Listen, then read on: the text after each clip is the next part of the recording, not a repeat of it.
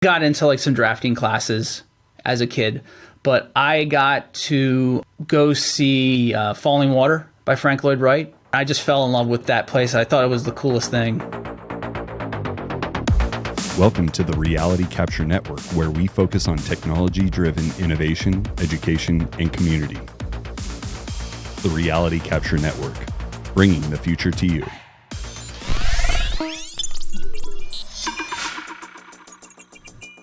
On this episode of the RCN Podcast, the architect and designer Richard Sanford. 2008 hit, lost my job, and then tried to find another job. Came to the realization the only way I'm going to stay in this industry at this time is go out on my own. My business is Dauntless Design Collaborative, and I've been in business for about 15 years now. 2016 or 17, started looking into 3D scanning to use for my own work. Two things that have kept me as a solo practitioner. One is working in a BIM environment, and two was getting into Matterport and 3D scanning. In a REVIT environment, if you're trying to do a string of dimensions and one angle is different from another angle on a wall, it won't dimension. I'm doing all this. I have this knowledge, but maybe I should be sharing it more and teaching others. One of the great things about our industry is every day is never the same. There's always something new. All right, welcome to the Reality Capture Network podcast. Today we are excited to have Rich Sanford with us. Thank you for joining us. Thanks, Matt. I'm glad to be on. Yeah, we are, as everybody knows, we love digging into technologies such as laser scanners and cameras, and really a big focus around geospatial tools and mixed with how they're being, used in the built environment. And so we're excited to talk with you as an architect, correct? Yes, I am a licensed architect. I know we're going to dig in and talk about the tools and where the industry's at. But as usual, we love first digging in a little bit about our guest. We love, going back into the background story of how they got into the industry, through school or what inspired them. And so I'd love to start back with your background. I'm a licensed architect. I am located in New Jersey. Kind of in southern New Jersey, so I'm kind of in between the midpoint between Philadelphia and Atlantic City. That's kind of where I serve for my architecture side of the business. Essentially Philadelphia to the shore, to the Atlantic Ocean is basically what I say. In the industry for about 25 years. Okay.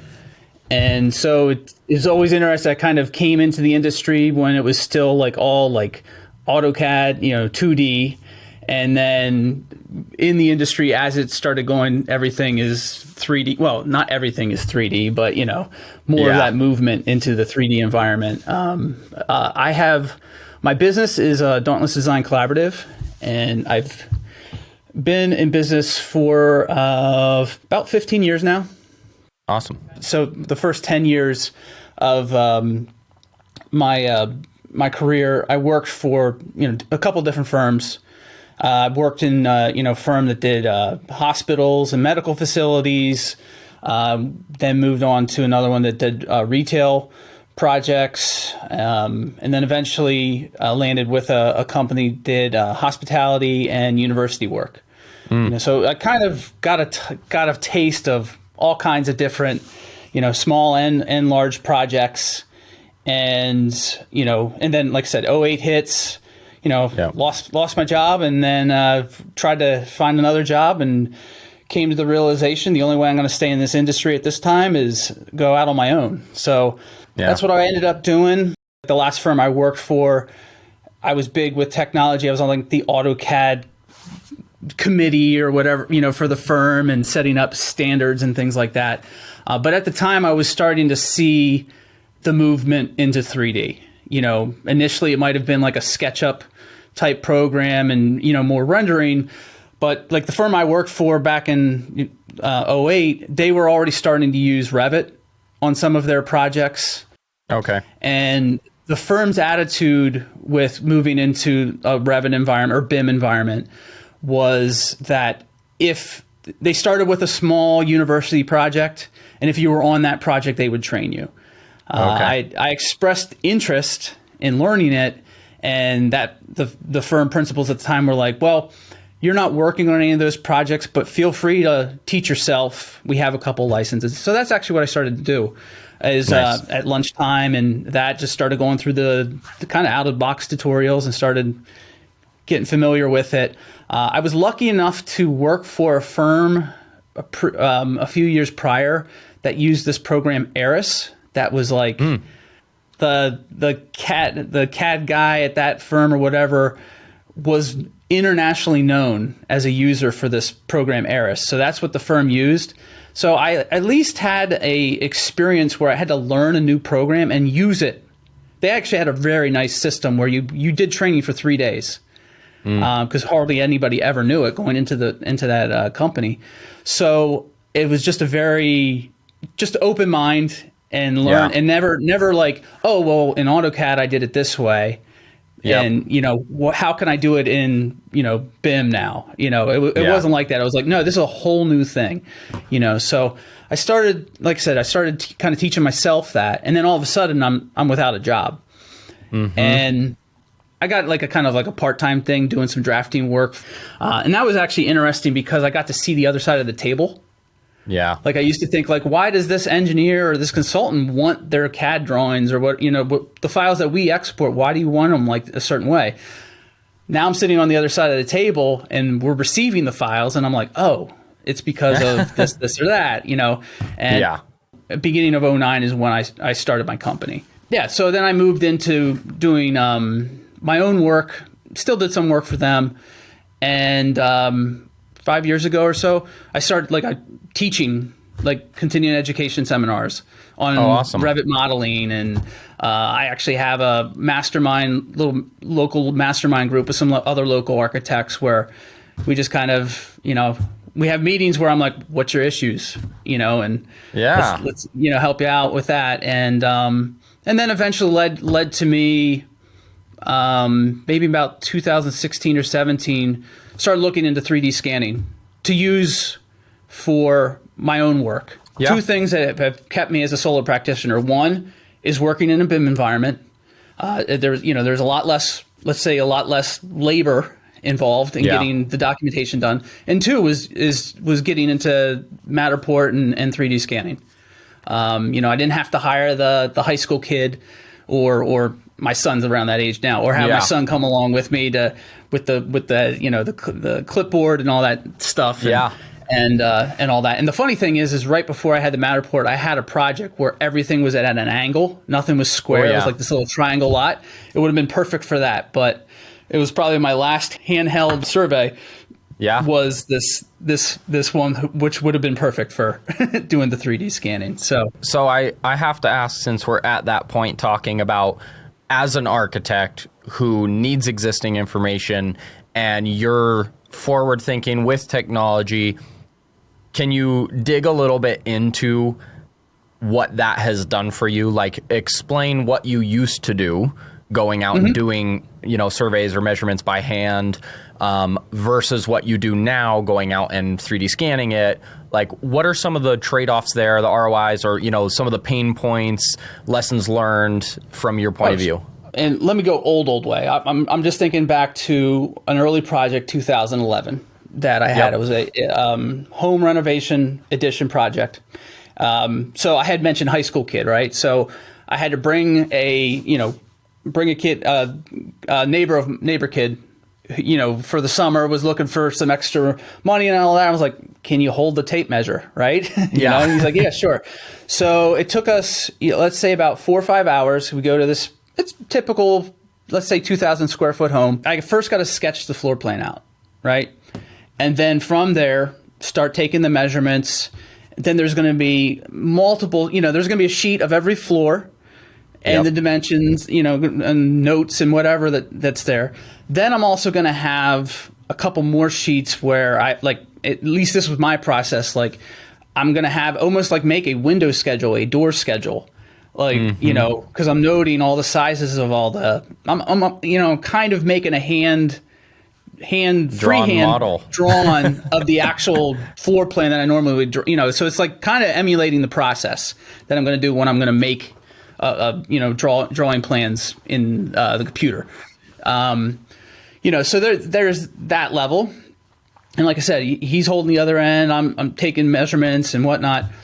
And then it's taking pictures, every room, every corner, try to cover every base. Yep. When I get back into the office, I start drawing this up. What ends up happening almost every time is I'm trying to close the dimensions, close everything. I'm going to start from one side or maybe work my way around, however the project kind of tells me how to put everything together. And almost inevitably, I'm going to get it to a point where I got to fudge it. It's really what happens. There's going to be a spot where it's not going to close, it's going to be off 5 inches or something. Okay, that can be fudged. But there could be times where I'm off by 5 feet, 10 feet, whatever it is, as you start adding things up. Or the other part is like, well, okay, this corner isn't working. What's going on here? Let me go to the pictures. And even though I try to cover something, I don't know how many times it's always happened where I'm like, I don't have that corner. I don't have the picture that I really need. So then, in order to close that out, I got to go back, and spend another day. It might not be 4 hours, but still, let's say I'm about 35 minutes from Philadelphia, right? And I got to go back so I got to drive. There's an hour and a half of driving if traffic is clear. Another hour. So let's just say there's 3 hours just for the callback, for going back, so here we are, we're spending really a whole day, the half day of the initial survey, another half day to go back and all of that stuff. And then however long it takes me to draw it up. So there's a 3-day process just to draw the existing conditions and correctly. Yep. Right. Yep. Now let's flip it to how it works now. So I go out there with a Matterport.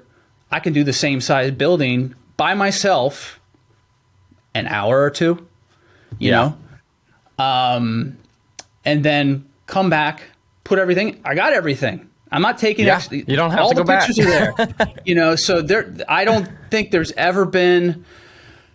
I don't think I've ever had to go back. And the other thing is I now with scanning, because I do outsource some of my scanning for bigger jobs. Yeah. Is I can still draw everything and not even have to even go. Yeah. Yeah. Because it's so the accuracy is there that I could see everything for the most part, unless they just didn't scan something, Yep. But the drawing, I could probably build an entire house model it up in a day or less at this point, because again, it's just all there. Yeah. So we're cutting the process in half, I think. Yep. But yeah, to answer your question, that's kind of where the pain points were and kind of where the process is now. Yeah. No, and I love having you explain kind of your experience with it, because we still know there are so many people that are out doing it by hand and that don't, have scanning adopted yet. And so to kind of hear it from the architect who's gone through it himself, I think there's a lot of valuable information in hearing your story through that and like some of those pain points you saw and what it's done for you and how you work now. And, I think those problems, the bigger the project and the more complex the project, you kind of probably compound that percent saved in headaches. The bigger jobs I've personally have scanned, like I've scanned a 20,000 square foot office building. It took me all day, and it was, again, it's probably what I did it with a Matterport. Probably shouldn't have done it with a Matterport going back, because I had some crashing and had to do I actually had to do 2 scans for that. Thinking back, like when I worked at larger firms, I probably surveyed something like, I can think of actually my first day on the job after I graduated back in, as my kids say, the 1900s, 1998. It was actually surveying not emergency rooms, surgical suites for a hospital, which was it could have been close to like 20,000 square feet. We had probably gone. We probably were. There was 5 days probably with us going out to the hospital, taking those measurements, and there was a little bit of, we had to work around the schedule too of when surgeries were, but still, there was still a lot of, it was a lot of time. And there was probably 2 or 3 of us to do that. Yep. Yeah. Yeah. What about in that process of, you just start getting into scanning or using a Matterport and using a point cloud and you're, drafting from that. What about some of the maybe initial learning curves or pain points, and maybe some of the still current, like what are some of your pain points or struggles now? Like what are some of those areas that are still difficult even when adopting the technology? Mm-hmm. Well, I think one of the initial ones that came up was doing certain things that you would have to do while scanning to ensure that the accuracy of the scan was there. One thing I could think of was rather than going, like I did let's say 5,000 square foot mixed martial arts gym, a buddy of mine who owned it. They wanted the tour, put it up on Google and all that different stuff. So I wasn't using it to do drawings, but it's a big open square space. And luckily there was enough geometry there that I didn't have to put up targets or anything like that. I was able to still kind of do it, just put the camera out and do that. But I did it in a grid pattern. And what I was finding was I look at the screen on Matterport, it started to bend. Yeah. So I actually, and luckily enough, the companies I outsourced to is here in Philadelphia, Robotic Imaging, and those guys were helpful. And they had told me that one of the things they were saying, they were like, you have to triangulate the scans is a way to kind of control that. So I started learning certain things like that. I didn't really think of having a level surface as well. With it, so that was really the first part with scanning. On the drawing end, there's certain things that I care about in my Revit file. Like I'm very particular about the different project base points and whatnot that are there. And I'm actually currently trying to work with Robotic Imaging. We've had discussions. I still work with them now about coordinating like GIS coordinates into the model and how that translates into Revit and all this different stuff. So we're kind of working out a process with that now, but it's just like, getting that to go in. But like I said, it's just like, it usually just kind of pops in. I'll have to move it around and put it where I need to put it. But it actually was the visibility of the point cloud was one of the bigger things that came up right away, because the RGB, even though it's color, in my opinion, is gray. There's certain things you don't see. So it's a matter of, like, I turned to what is it called, normals.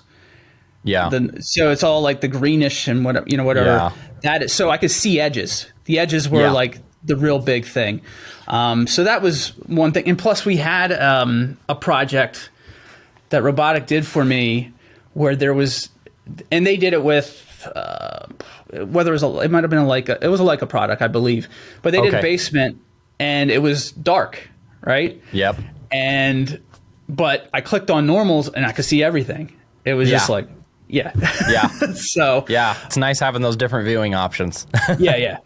So that's a default thing that I do on any point cloud that I bring in now. I just immediately put it on the normals, and I could see everything for the most part. A question that comes up quite a bit when people are getting into scanning or dealing with point clouds, and then they're doing scan-to-BIM and creating Revit models is, are there times that you draw the wall in at a tilt, or you deal with the angles of walls, or do you typically best fit it and draw them all 90 degrees? I will say it depends, but for the most part, they're 90 degrees. Yep. And one of the main reasons they're 90 degrees is because that can open up a whole can of worms of problems down the road. And there have been times where I've received models, and I've either said, this is, and I've told them, like, this is unusable. I can't work with this. Like there was one particular situation where somebody, whoever drew it up, did it exactly. And we're talking, 3 degrees off or whatever. I'm like, I can't document with this. It's just like, So it's like either you got to redo it, or I had one instance where I was like, I didn't even say anything, and I just modeled it myself. Yeah. I was like, because there was more of a time factor, but yeah. Are there times that if it's a certain amount that you break up and follow along, change, or are there certain reasons that you've seen the need to actually show the true angles if it is off? It's a kind of a lawyer answer, but it depends. Type situation. With that, it's like, okay, I'm going to work with this because I know that this is not 90 degrees, but, I do work in Philadelphia. So I've done a ton of historic properties, and in all my years, I've only known of one project. It was literally called something like the Ben Franklin coordinate system. Oh man. In a section of the city where, the street itself was 3 degrees off. But other than that, it's just been, everything kind of squares itself off. In a Revit environment, if you're trying to do a string of dimensions and one angle is different from another angle on a wall, it won't dimension. I mean, you could eventually do it with endpoints, but if you're trying to do wall face to wall face, it won't dimension it. Yeah. And that's probably one of those points that people who aren't in Revit don't understand is, as soon as you start messing up those angles, then other tools don't work properly. Yes. Yes. Are there workarounds? Yes, but you're making more work that doesn't necessarily need to be happening. Yeah. What are there any other technologies? So you've gotten your hands into the scanning. You've been using that for quite some time now. Are there any other technologies that you've dabbled into or have interest in? The hot topic is AI these days. I look at AI as not artificial intelligence, but automatic ideas. Ooh, there you go. Yeah. So on the design end, there's it's not even, it's a rendering tool that I've used. What is it called? Veris, I think. There's Project Veris. Okay. But it really, you go in, you put the prompts in, you say, but it's taking my actual it's a Revit add-in. So it takes my actual Revit model, which is great early on in a design process where I may get stuck, right? I'm having writer's block or designer's block or whatever. So I can put that in, and I may not have windows or doors or anything in there, but let's say I have a kind of form worked out, and I can put prompts in and say, hey, green siding with wooden windows. I can start naming different material prompts. Might even say a setting on the beach or whatever, different things like that. Even if I wanted an image, I could say kids playing, and it'll just within a matter of a few seconds start spitting out. Wow. Really nice renderings, actually. I actually, when I was testing it out, I did that for a completed project, and I sent some of the images. My client was actually a friend of mine from college. So I was a little bit, I had a closer relationship than normal clients.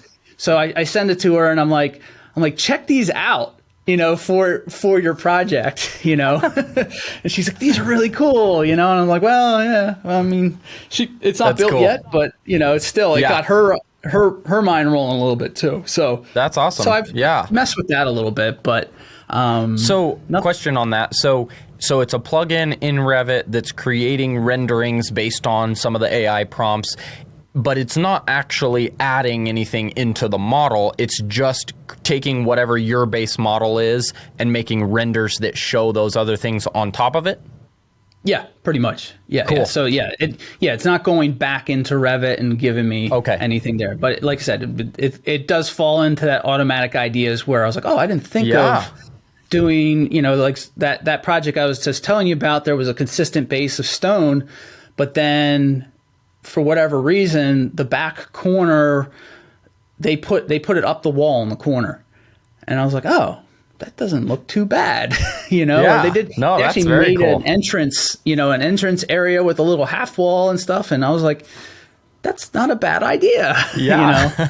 So that's cool. No, I'm glad you brought that one up, because I've been playing with ChatGPT a bunch. I've gone in and done, some of the Mid-Journey, like the imagery stuff, but I actually have not heard of this, and it being a plugin right to Revit where you can give prompts and it'll use your base. Like I got to look into that one.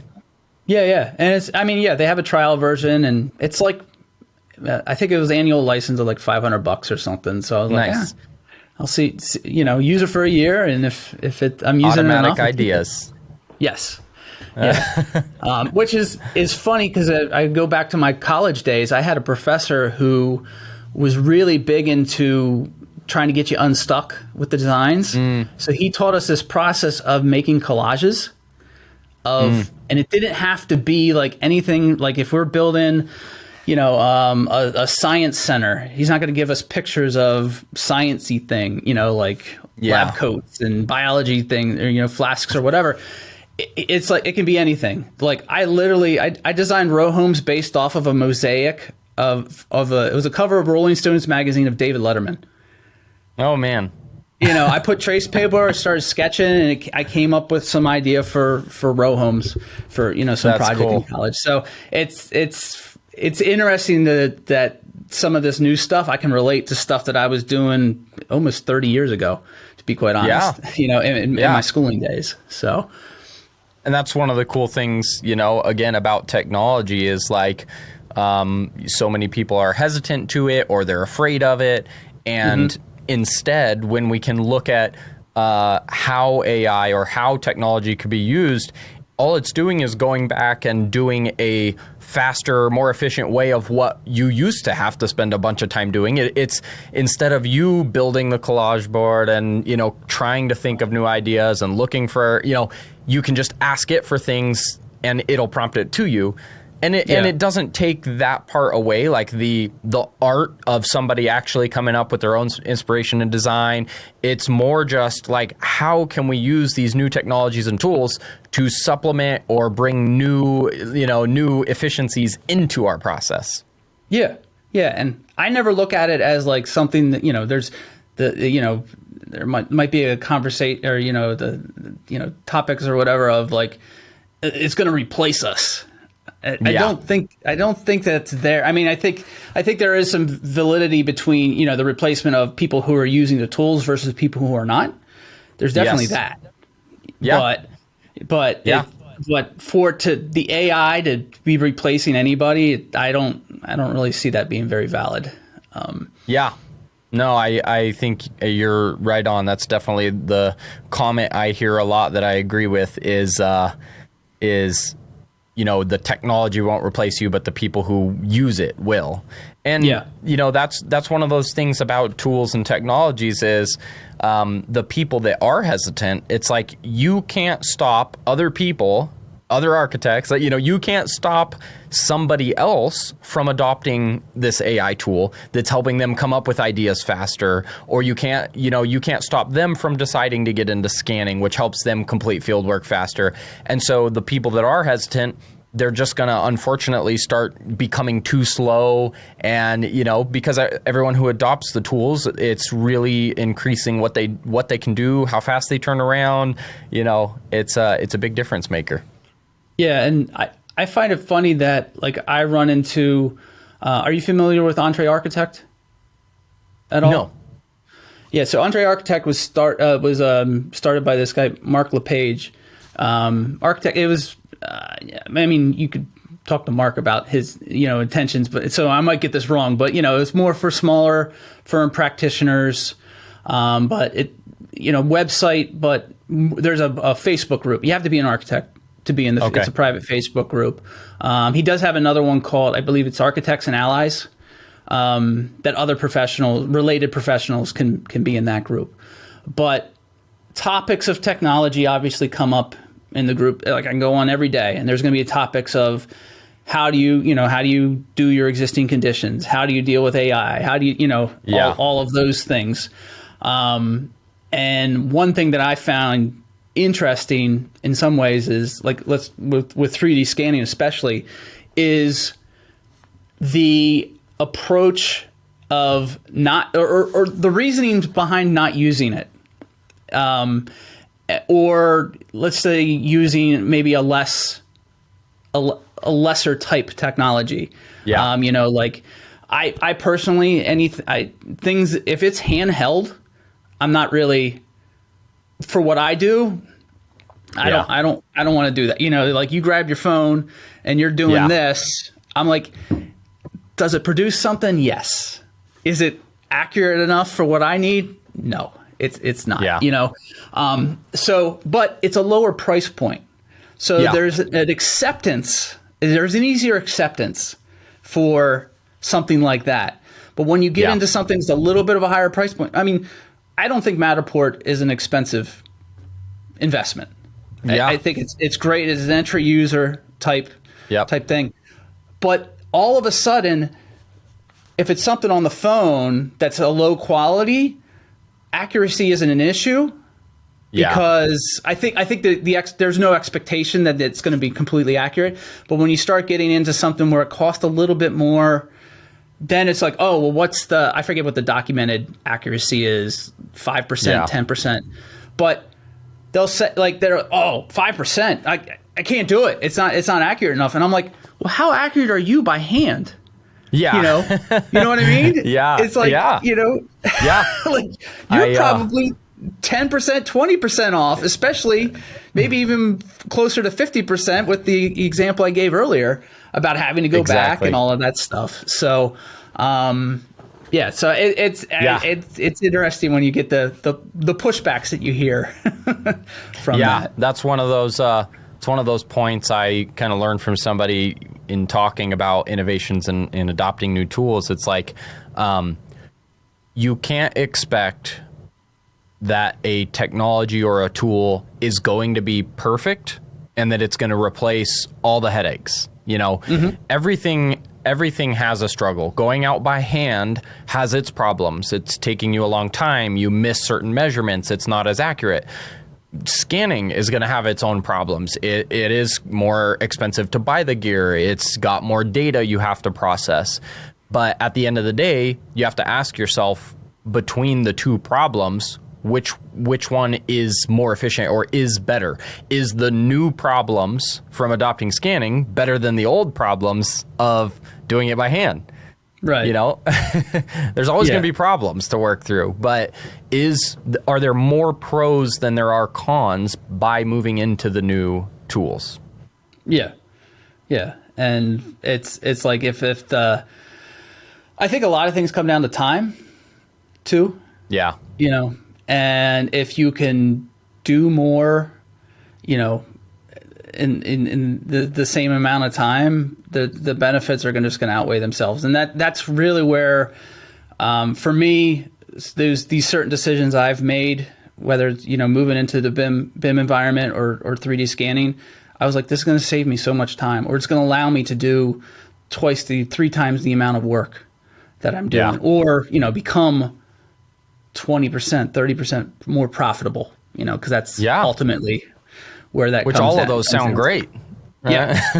Yeah. And it's funny too, because my wife always jokes, because I do get to certain points in time. I think everybody has businesses where you start thinking, okay, well, I need to grow, right? Or I need to, so I need to now bring on employees. And I've had a few employees here or there, and I don't need to really jump into all that, but I've had good and bad experiences with it. Totally. And it's like, ultimately, there's a lot of times where she just tells me, she's like, you could have just done it yourself.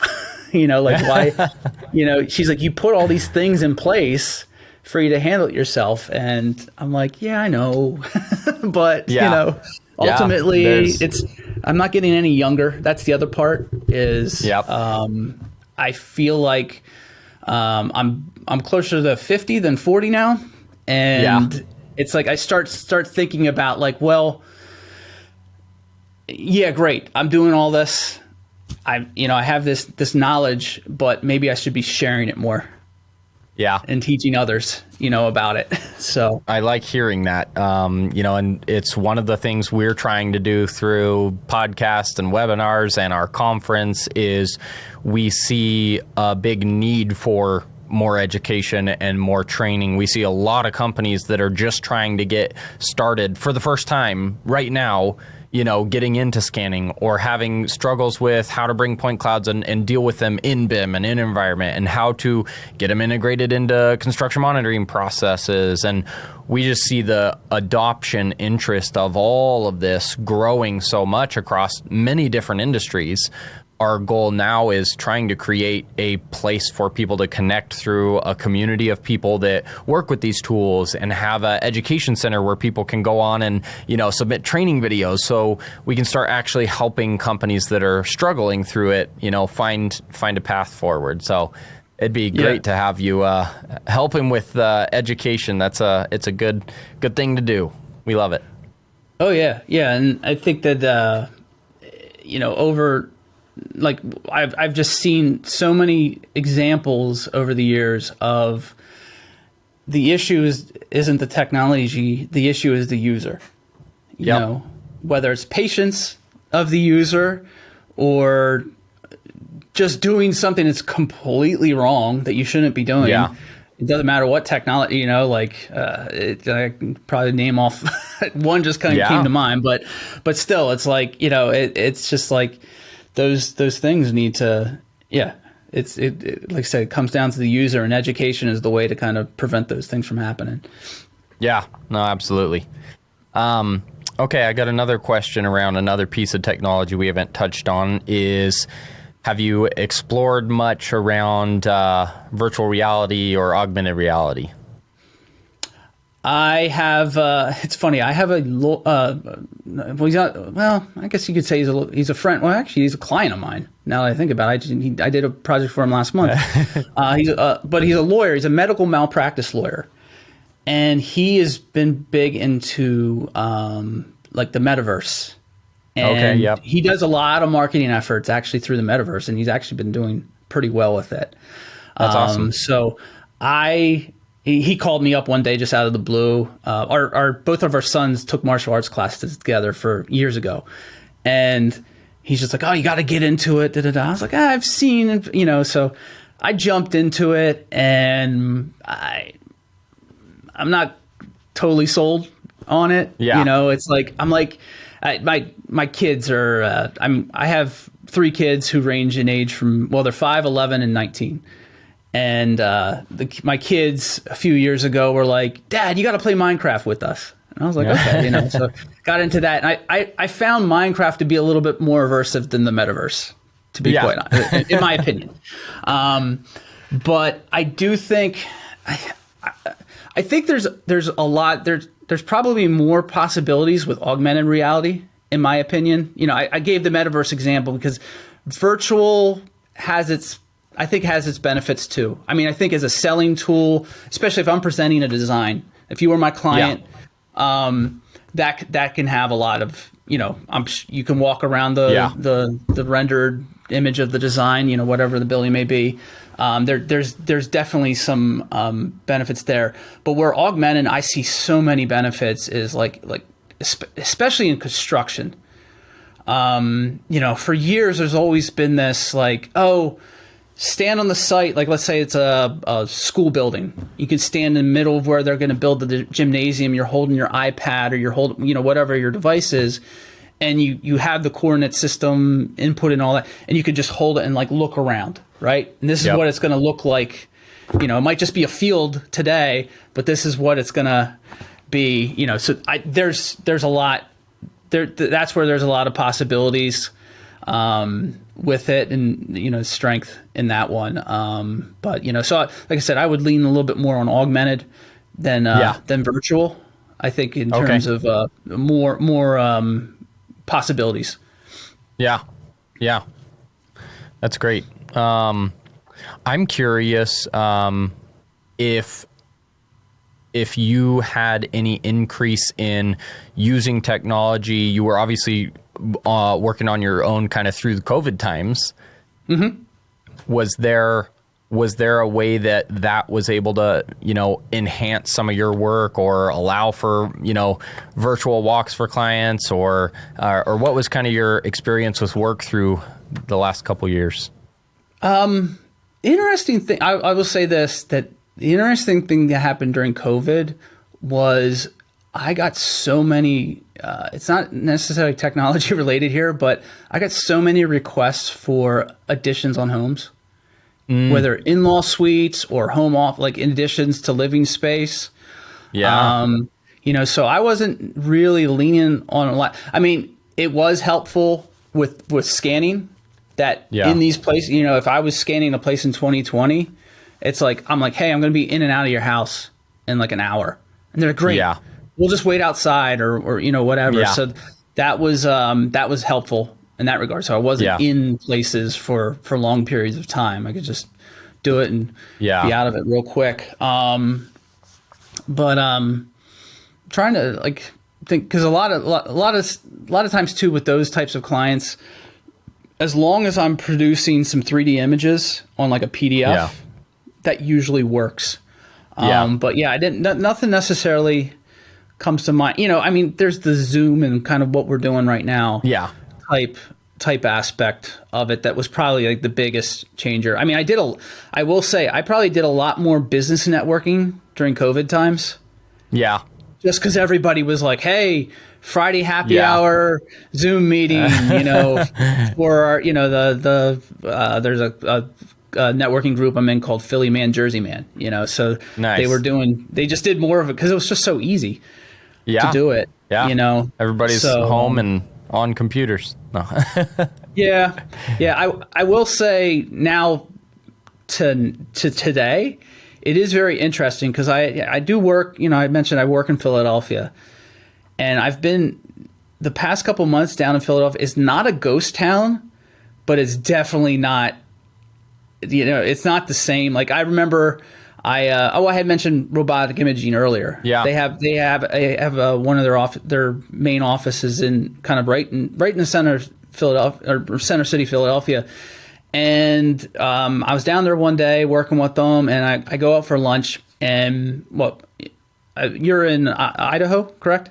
Yep. Yeah. So Comcast, right? Yeah. Cable company, right? They're based in Philadelphia. So if are you have any familiarity with the city or? Not a lot. Okay. So Comcast has their headquarters there, and they have two of the tallest skyscrapers in Philadelphia are Comcast towers. And robotic imaging offices are maybe about an hour or a block or two from where the towers are. And in one of the towers, they have a big food court. And you can go there, and it used to be like you'd go down that food court and like the lines out the door or up the stairs. And, and now it's just like you can walk right up to the counter. And then there was like I remember the last time I was there, I just wasn't feeling that food. So there was another kind of deli place that I've gone to for a number of times, and I was like, oh, there's one. It's called Corner Bakery, and I'm like, oh, it's right there. I'll go there. It's closed. I'm like, oh, really? And so I start walking around, like I'm like, wait. I had another client when we were looking at a space in Philly, and it was in the morning. He's like, oh, let's go grab coffee. And it took us 45 minutes to find a coffee place that was like, they were like, man. Oh, there's a Starbucks here. Oh, no, that's closed. Oh, let's go here. Oh, that place is closed too. What's going on? So I have noticed that like some areas that used to be, might still be bustling, but it's not bustling like it was before. That's for sure. Yeah. No, I've noticed that in quite a few big cities that there's still, there's certain amounts of commercial real estate down there that's empty.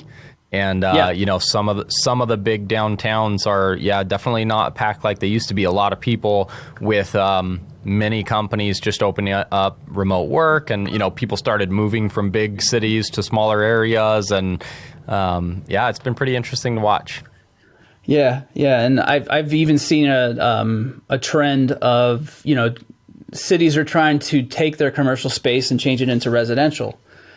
And how do you deal with that? Because, whether it's there's a skyscraper that was built for office space, how can you make that into residential or an old warehouse building of some, which those types of conversions have happened forever. But still, it's like, there are issues that have to deal with that. I mean, heck, I go to the other way down to the shore to Atlantic City, where, a bunch of the casinos closed back in '08, and, some of them reopened.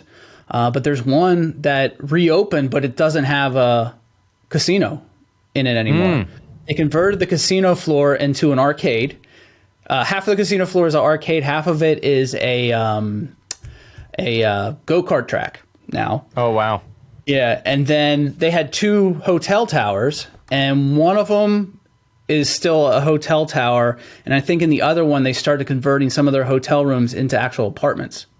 Oh, wow. Yeah. Wow.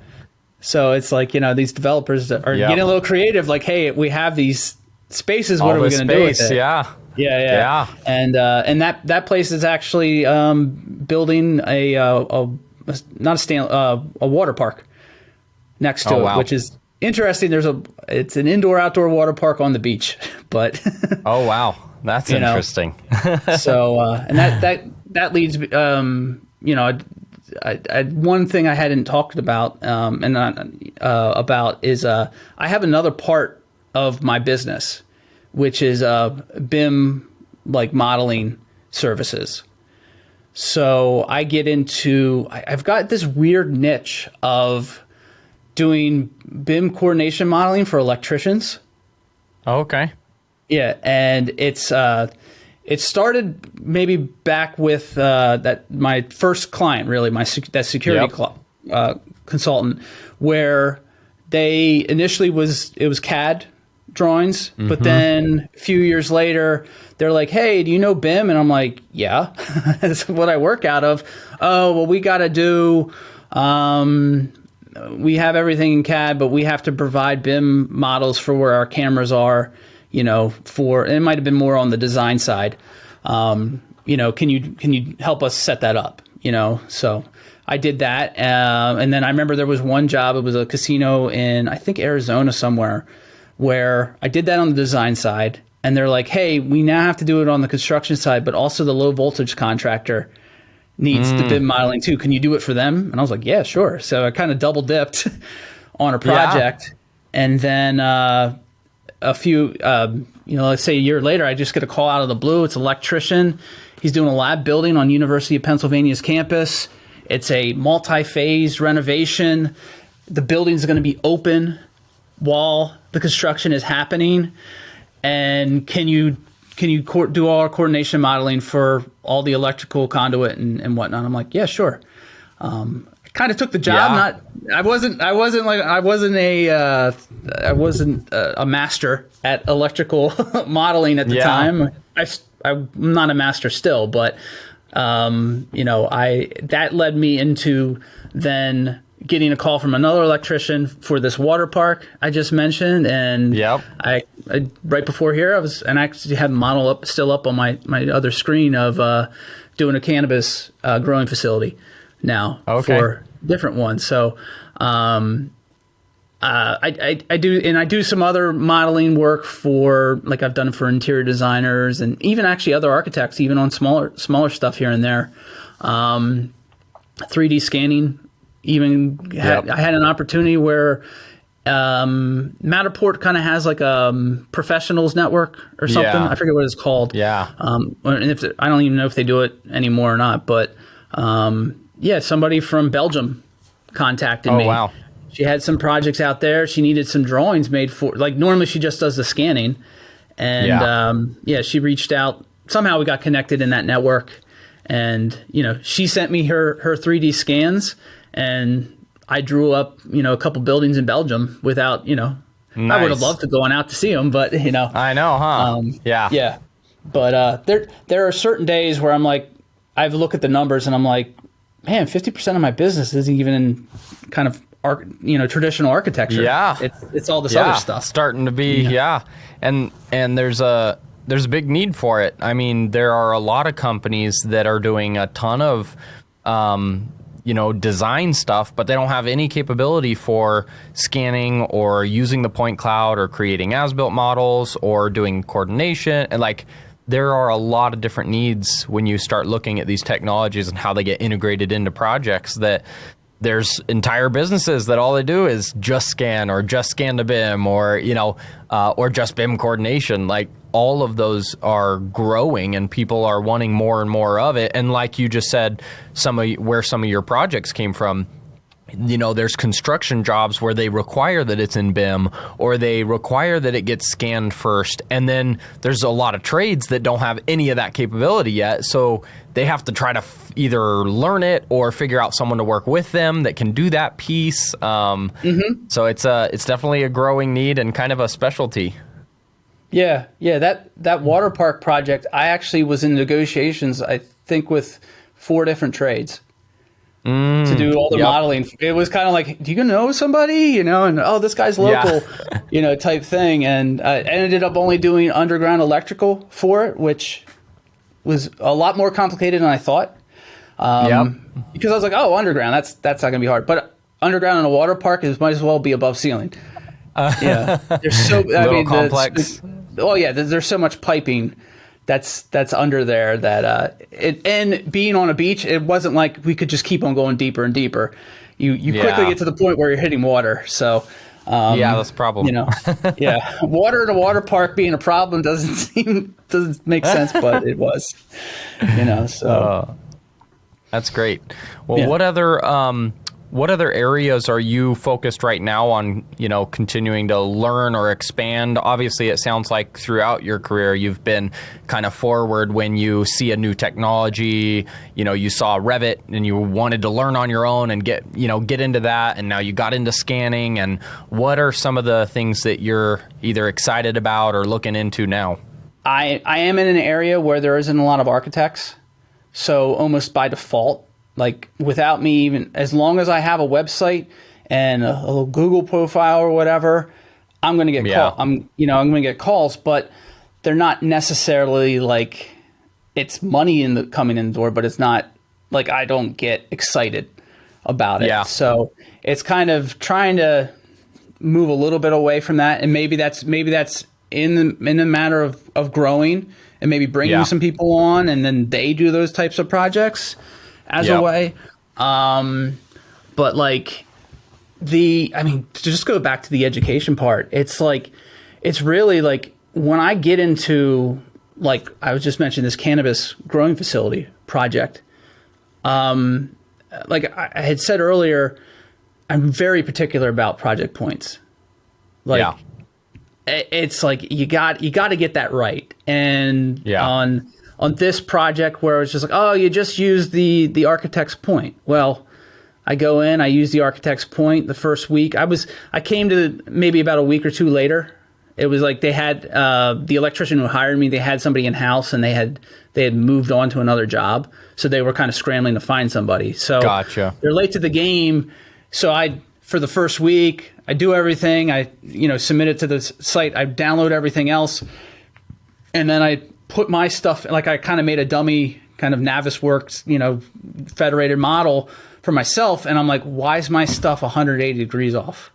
It's completely rotated the wrong way and all this stuff.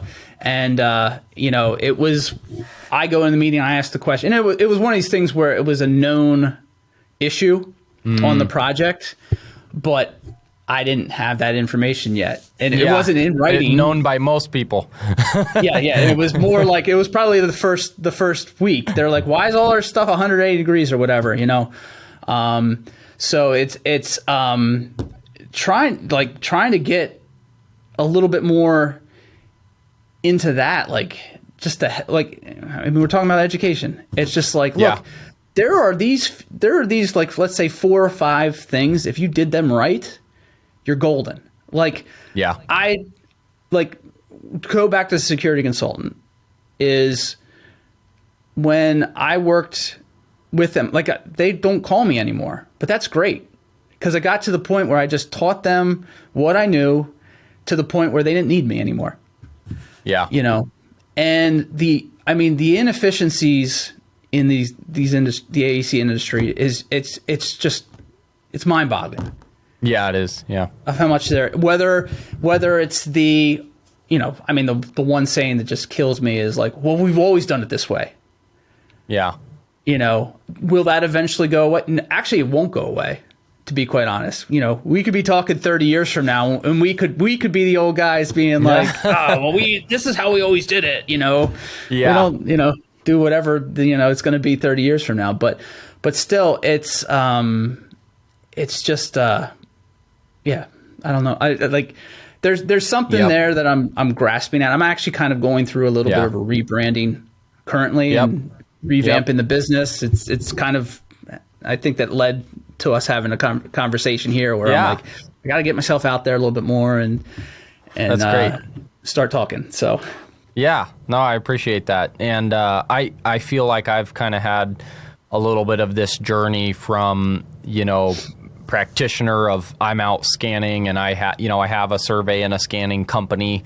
But because of all this realization of the need for education and awareness building and consulting, and like my shift is now moving a little bit from doing the services to empowering other people to do the service, figuring out, helping them identify what tool is right for their type of business, if they're scanning or doing drone work, or, how to process that data properly to get to a certain accuracy or get it in a certain format to use in their software. Or, I see such a need there as the industry is growing, and there's not a lot of people that are kind of helping with that education. So I think there's a big need there, and it creates opportunity as well that's unique, that I think will also save a lot of headaches for people that are, just getting started. So it's an exciting time when you can empower other people to successfully use the tools and technology. They start seeing that efficiency. It's really cool to do something like that that's helping other people. Yeah. And I think I consider myself lucky that I've had these experiences where I get when we started talking about me being on the other side of the table of certain issues and being able to see that and then understanding like, oh, that's the reason why, the mechanical engineer needs the drawings in this certain way or whatever. I can even think of issues in the past where the reviewing agencies, there was a gap one time where there was an approval on the building permit drawings that plan reviewer saw one thing in a shaft. The mechanical sees the ductwork in the shaft, but the problem was there was also air blown in that shaft that was not covered and needed to be separated. And in the two kind of, different rooms, let's say, of reviews, it didn't occur to them, and then it became this, the solution, it was for a high rise, and it was 2 months of my life figuring out what the solution was, for a 30-story residential tower and parking garage, with some of the mechanical systems. So, that's the other part of, I think, education in terms of, seeing the, both sides of the table and understanding, understanding the why of what this other person, they need this for this reason, because their eyeballs are looking at it in a different way than your eyeballs are going to look at it. So, yeah, no, absolutely. I think there's great value in that, which is why I love talking with people on podcasts and such. Is, everybody has a unique background, right? Everybody has gone through different experiences.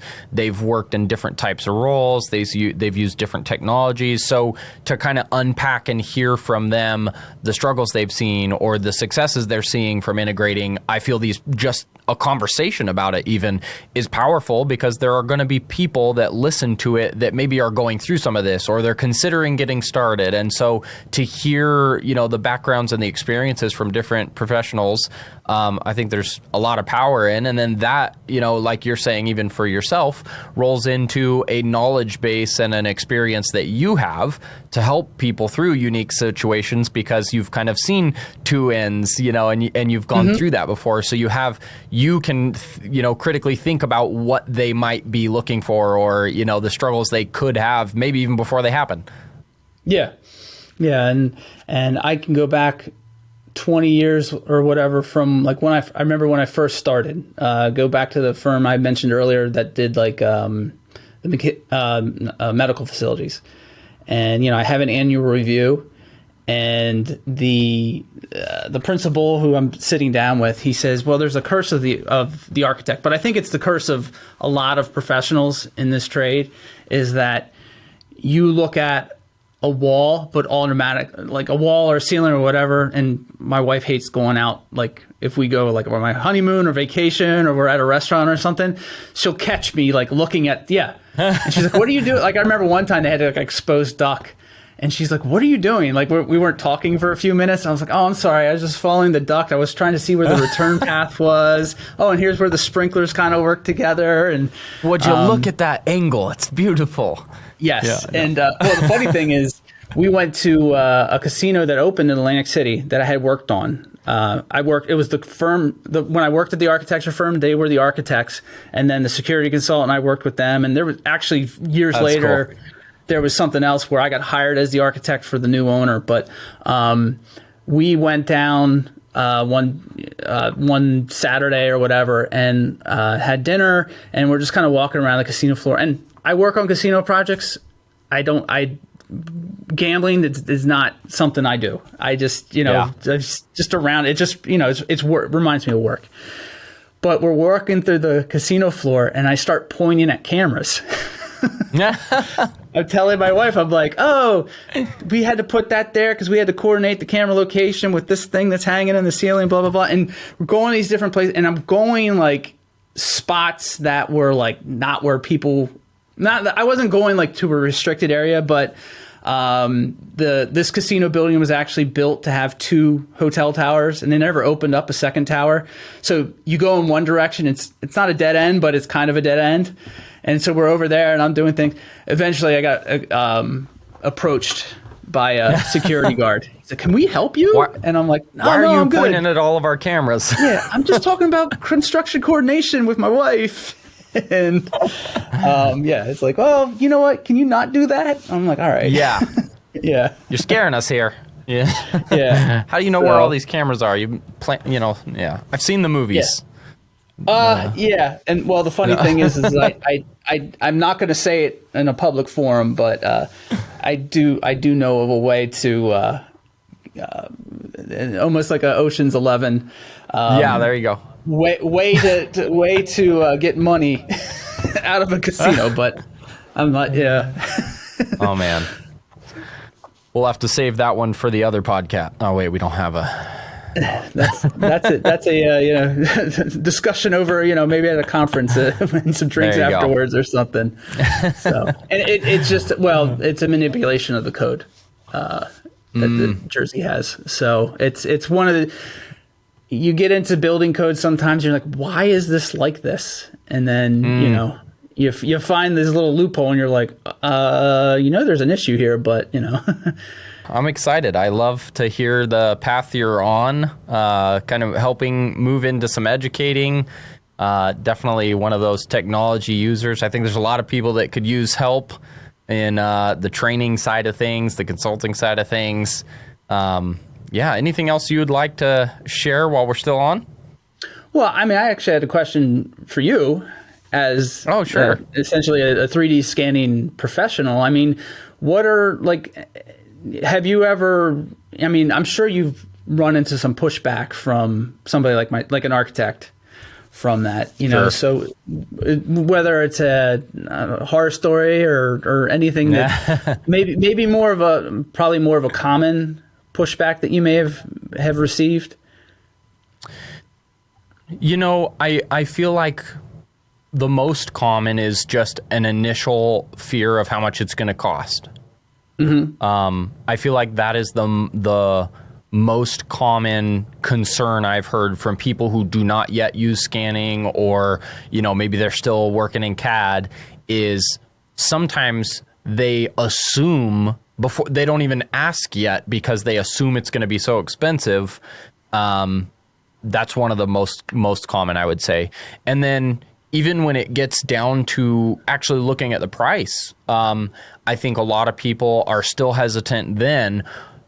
I feel like many people don't take the time to compare what it actually would cost.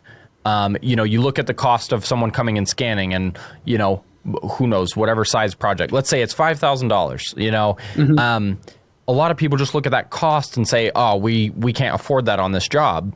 But then what happens if you actually pause and you go back to like what we talked about, what's the other option? Like if you don't scan, how much are you going to spend on 2 or 3 trips out to the site and, 3 days of your time? And, I think a lot of people make those hesitations there and they don't really dig into it. If we're talking about someone who's hesitant to adoption of scanning or technology, but when you really get down and you compare those two, I think it's an equal cost or sometimes cheaper to just do the scan. The other piece that I think still causes some hesitation is a lot of firms don't know how to use the data yet. A lot of companies are not ready for you to scan and give them a point cloud to use. They're used to doing design and they're used to Revit tools, or they're, or even if they're still in CAD. Either way, there is a little bit of a mystery to, okay, if you go scan, what do I get? And they don't have computers that are ready to take on a big point cloud, or they don't have staff that know how to take that. And I'd love to hear your experience, but I've heard, I've really seen quite a bit of a difference between somebody who knows how to just use Revit from a design aspect and then actually go in and do an as-built model from a point cloud. There's a little bit, I think, of a learning curve there. And even, I guess one more thing I'd say is a lot of companies get down to that point that they're like, it's taking too much of our time to model from the point cloud, so they want somebody to do the modeling for them. Right. Well, I can also say, because I was going to have a follow-up, but this ties it in, is like with LOD. Yeah. And I have found, and you had a question earlier about, do I draw the angle or do I draw it straight, right? Well, you can also go like, well, how much, because I'm seeing more companies or whatever that are popping up now that are saying scan-to-BIM. Yeah. And that deliverable may have everything you would ever, could be, let's say LOD 500, whatever, like every little detail of molding and things like that. And it's just like, but then I'll get it as an end user and be like, I can't use this. There's too much information. It's like, I want the walls, the floor, the ceiling, I mean, there can be, a historic project where something like that might be there, or it might just be a critical area, but like, it's not necessarily going to be, like if it was let's say a five-story brownstone or something like that, every little thing is modeled, it's going to be too much. Yeah. It's and I kind of am giving a real world example of something I've experienced recently, and it's detailed so much because the actual person requesting it, who was the owner, was like, scan everything. I want to see everything, and I want to see everything documented. And then the question came up. I'm like, well, it's not. I wasn't the architect, but I was just kind of like on it, kind of QCing the model itself, and I'm like, well, what's the architect need? And they're like, oh, well, they weren't even involved in the process, or it's the owner's driving all of this, and I'm like, the architect might not even end up using this. They might be like, okay, we'll use it as a reference, but it's not going to be something that they can use on data. It's not like, you're going from here, okay, everything's existing, we're going right into design. It's not like that. in that case. And I think there's a lot of cases where that is. And, whether that, it comes back to education, because that was a user decision, whether it was on the owner side, the architect side, or, the consultant of some sort side, it's. That's an area I think I've seen, several kind of mess ups on a project or misses on a project where there just wasn't enough team communication, where it's, the construction company asked for the scan and the model, but then they don't know it well enough to ask specifically for how the architect would have won it. Or, it was done in Revit, but the architect worked in CAD. Or, the structural guys ended up wanting the model too, but they were in Tekla. And it's like, all of these technologies, when you go out and scan and then you look at creating a model so that somebody that's doing design can use those elements, that is a big area that needs more communication, because the process you're going to go through to get a certain level of scan accuracy or a certain model type created that could be used in one or two or three of those platforms, very specific workflows that have to be put in place in order for that to be accomplished. And a lot of times the person asking for it doesn't really know all that detail, and you get all the way done with the job, and now the structural or the architect or somebody starts asking these questions, and you're like, oh, well, that's not what we were asked for. Yeah. And I could see, like, in, let's say, the 15 years I've had my own business, I can think of one project that had a very clear communication of what those setups needed to be. The funny thing is, it was the firm that laid me off. Yeah, it was one of their projects, and I knew the guy who set it up, and it was a guy I had worked with closely on a few projects, and I was like, "Yep, he's Mr. Smith is that yep, that's how he works." I got it, but it's I had mentioned the cannabis project that I'm working on currently, where I'm like, there's some standards, but it's like it's a little bit open ended. I will add that as another thing is when it comes to documentation for an architect and then conveying this documentation to contractors, there does need to be a little bit of a level of fudging in that. A client of mine, what did he call it? Yeah, convenient gaps is what he called it. That's right. There you go. So there's also that level of, because there are tolerances that materials, certain tradesmen, some tolerances are 1/8 of an inch, some tolerances are 6 inches, or maybe, heck, I worked on a thing with Teledata one time, and the tolerance was 50 feet. Yeah. Because they did their pools, and then they did a spool of 50 feet at each end, or 25 feet at each end, right?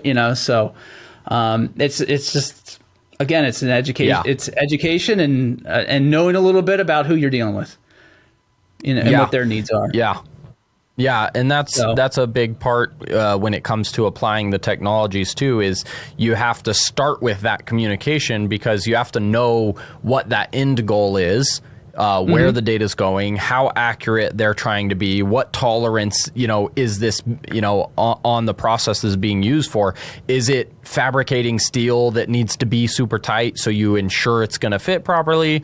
Or is it an inch or 4 inches, or what kind of tolerance is okay? Because that also then changes what gear do we need to use in order to capture and create, as-built or existing additional models in order to meet that level.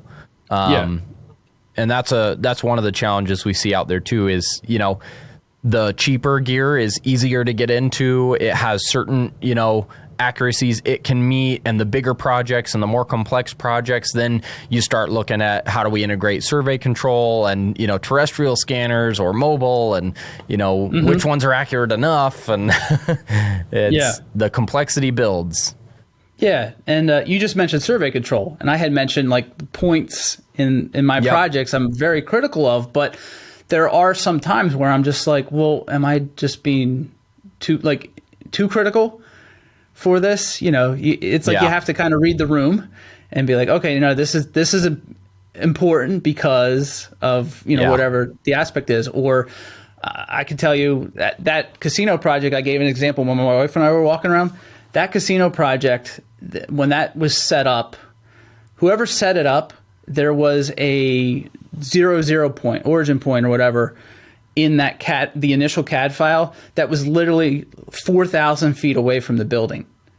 Yeah. And it was a $2.5 billion construction project where that project point was never fixed.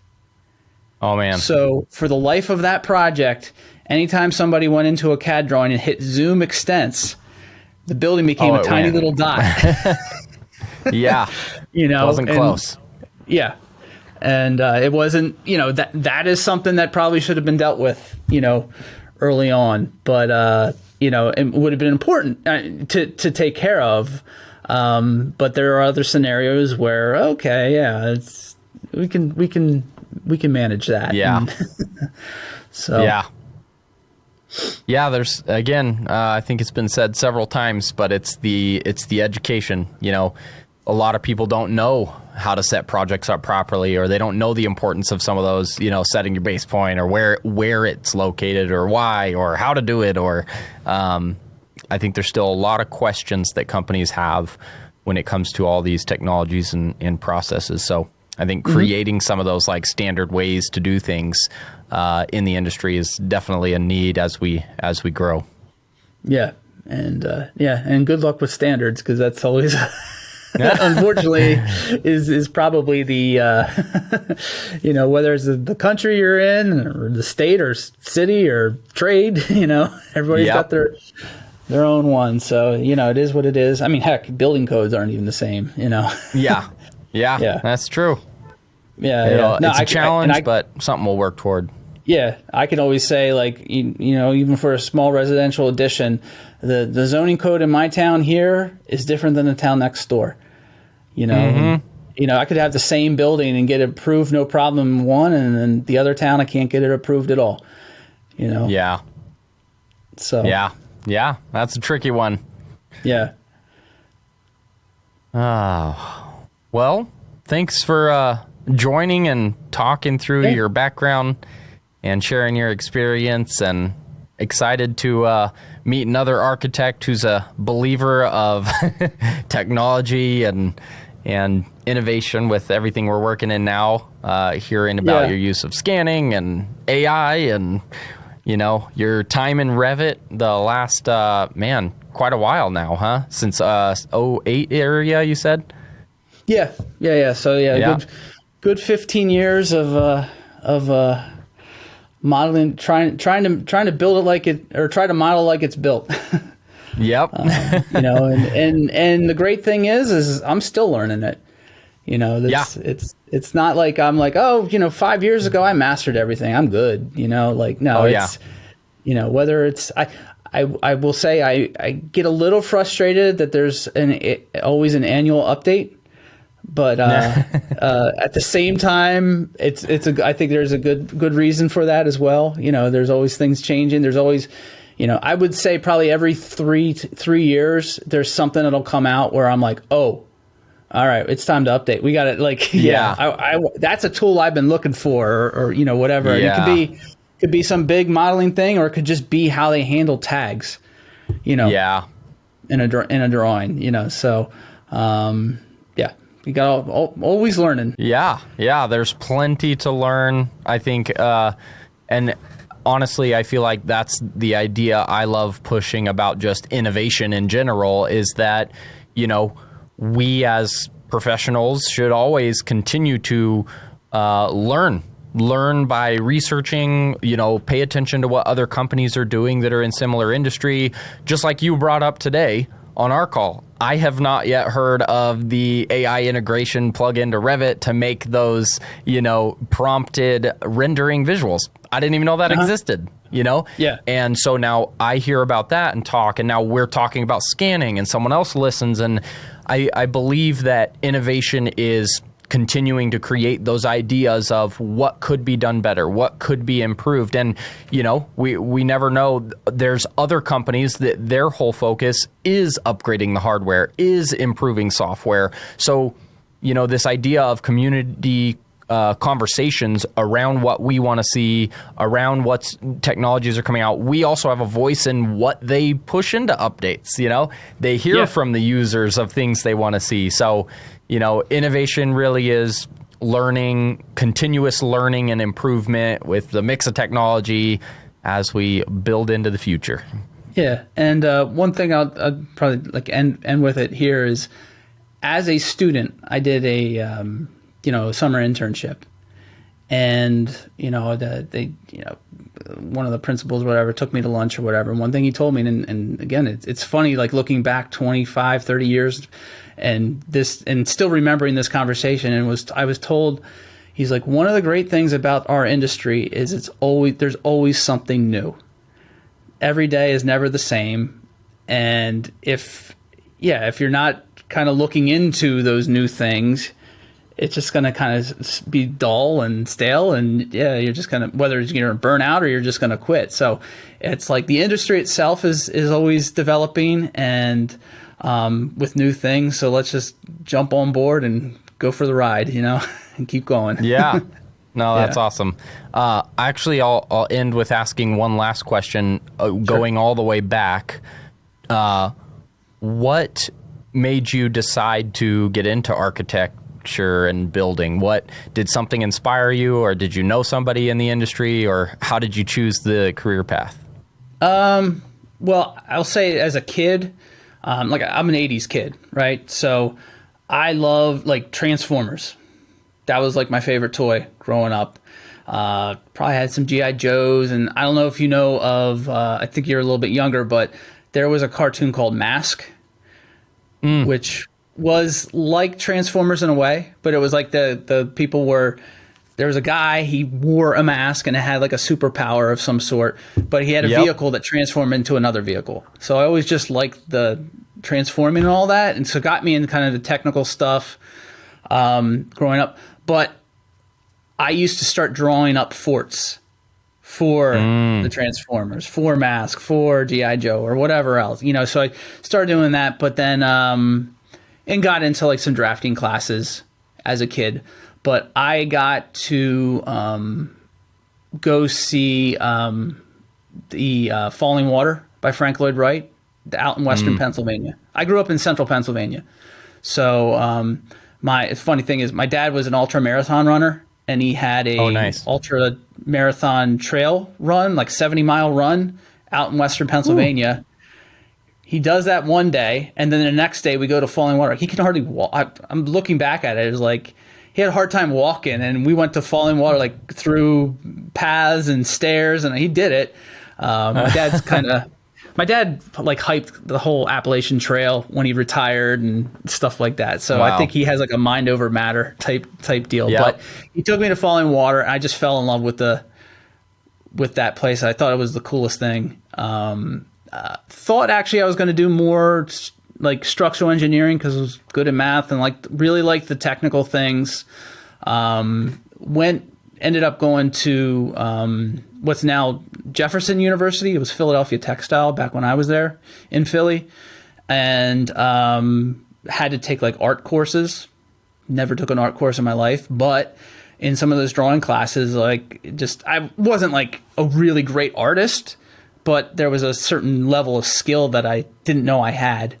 And then I just was yep, this is it. I just kind of did it because it was the only university that gave me a full it was a 5-year degree. I had Penn State. Everybody in Central Pennsylvania, you go to, you apply to Penn State. So they gave me some 2-year associate through the engineering. I was and then maybe you could go to main campus, and I was just I'll go to Philly, and did that. Yep. And just kind of discovered that, hey, this is actually something I really enjoy. So it's I kind of, in some ways, it was there already, from a kid and seeing some things, but like it wasn't confirmed until like, once I was actually in college and doing it, I was like, yeah, this is the thing. That's great. That's great. Yeah. Well, again, thanks for sharing everything with us today. I'm excited to continue talking with you more after. I'm sure we'll stay in touch as we're both looking to educate and help share advice. And, there's a lot of companies that are looking for the help. So excited to have you as part of our community. And thanks for coming on with us today. Yeah, no problem, Matt. I appreciate you having me on.